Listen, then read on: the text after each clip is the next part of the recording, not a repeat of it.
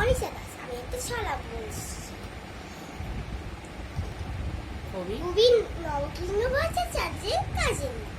মৌমাছি মৌমাছি কোথা যাও নাচি নাচি, দাঁড়াও না একবার ভাই, ওই ফুল ফুটে বনে যায় মধু আর রনে, দাঁড়াবার সময় তো নাই। ছোট পাখি কিচিমিচি ডাকি ডাকি, কোথা যাও বলে যাও শুনি, এখন না কবো কথা আমি আছি তৃণলতা।